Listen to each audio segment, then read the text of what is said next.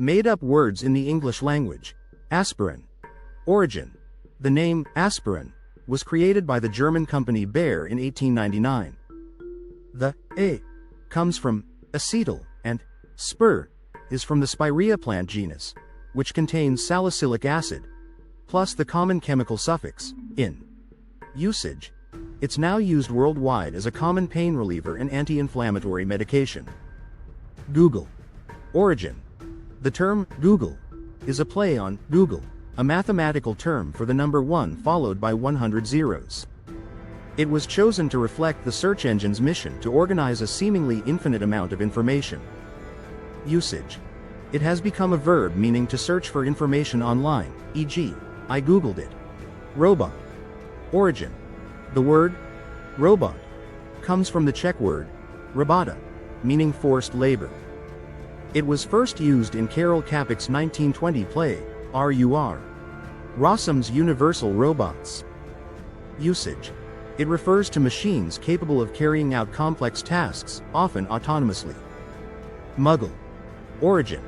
J.K. Rowling coined this term in her Harry Potter series to describe non-magical people. Usage.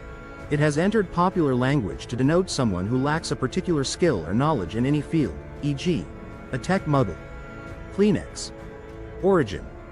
Originally a brand name for a type of tissue paper by the Kimberly-Clark Corporation. Usage. It has become a generic term for facial tissues, similar to how Band-Aid is used for adhesive bandages. Bite. Origin. Coined by Dr. Werner Buchholz in 1956 to describe a unit of digital information.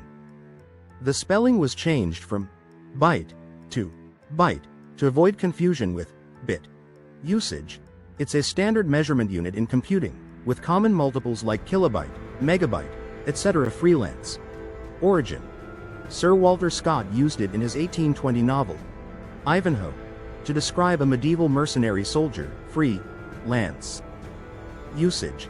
It now means working independently, especially in creative or professional services. Sci-fi. Origin. Abbreviation for science fiction, popularized by writer Forrest J. Ackerman in the mid-20th century. Usage. It's a common shorthand for the genre encompassing futuristic, space, or technology-based stories.